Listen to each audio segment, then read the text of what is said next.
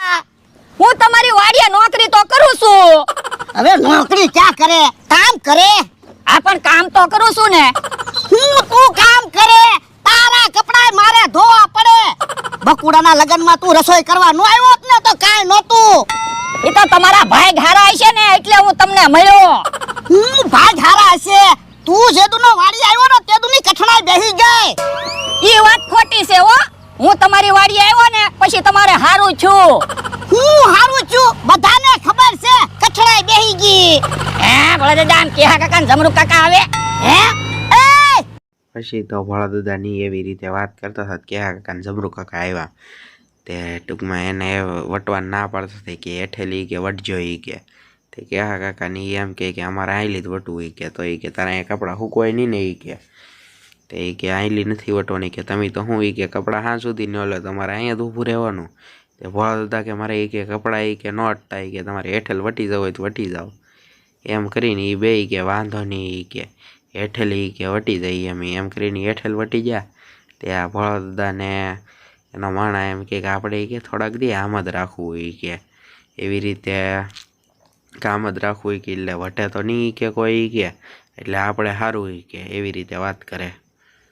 પછી પાછા કેહા કાકાની થોડાક ઓછા રે એ પાછા અમથાને કહેવા એ કે તારે એ કે કેટલા આંબા છે ને કે એક આંબા એ તો એ કે ભોળા એ કે કપડાં હુકવાય કે દોરી કે હવે એ આંબો એનો થઈ જાય એ કે તે અમથાભાઈ કે ભોળા એને કે કપડાં હુકવાય કે હમણાં જોઈ કે એને કહી કે એમ કરીને આ ઓલા બે કેહા કાકા જબરું કાકા એને સડાવે તો અમથાભાઈ ગયા ના એની પાસે એ કે હવે ખબર પડશે ભોળાને ને એને એ કે જજે ઢીબે એ કે કેમ એ કે તે ભોળા દાદાને એનો માણા બે અહીંયા બેઠા એના ખાટલે આવીને કે બધા કપડાં હાથ ધોવાઈ જાય એ કે એમ કરીને તા તો અમથાભાઈ આવી જાય કે તેના ડોહા કપડાં શું કામ ફૂંકવા.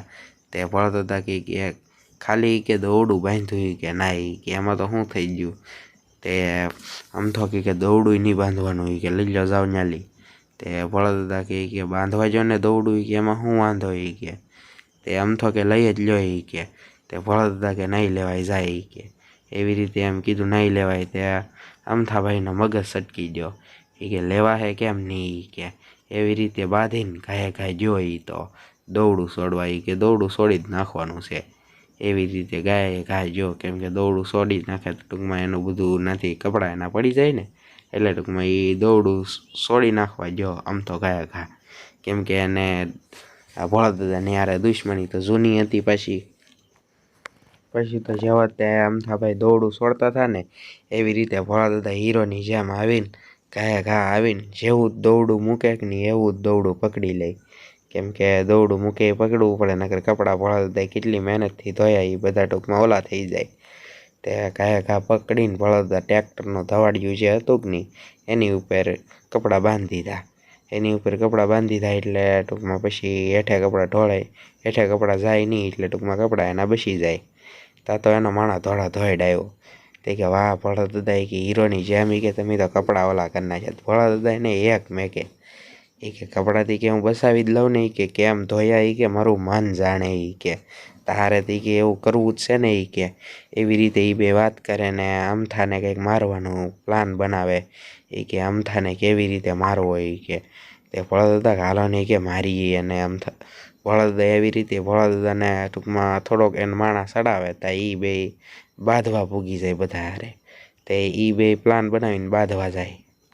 તા તો અહીંયા ટૂંકમાં બધા ઊભા રહી અને મારવાની તૈયારી કરે ને તા તો ભોળા દાદાને બધા સારે પરથી ફરીને ભોળા દાદાને મારવા જ મળે. પછી ભોળા દાદા ઘાયે ઘા ઓલા બધાને મુકાવીને તોડવા જ મળે ન્યાલી. તે અમથાભાઈ કે ભાગી જો ડોહો એ કે નકર તો બહુ મારવાનો હતો. એવી રીતે ભોળા દાદા ઘાયે ઘા તોડીને એને વાડીએ પૂગી જાય. તે એને માણા કે ભોળા દાદા તમે એને બહુ માર્યા હો પણ તે ભોળા દાદાનો મગજ જાય ને એક મેં કે એ કે એણે નહીં એણે મને બહુ માર્યો એ કે મેં એને નથી માર્યા. તે ભોળા દાદાનો માણા કે એવું કંઈક વિચારો ને એ કે બધાને મારી એ કે તે ભોળા દાદા કે કાંઈ વિચારવું ને કેમ એ કે આપણને મારે એ કે દર વખતે એ કે હું જ માર ખાવી કે તે કે આનું કંઈક કે ઓલું હોવું જોવે બકુલભાઈને ને એને કહેવાનું કે તો આપણે બસી છીએ. બકુલભાઈને એ કંઈક રસ્તો ઓલો કરે ને ત્યારે એવી રીતે એ બે વાત કરે અને ટૂંકમાં બકુલભાઈ પાસે જવાની તૈયારી કરે.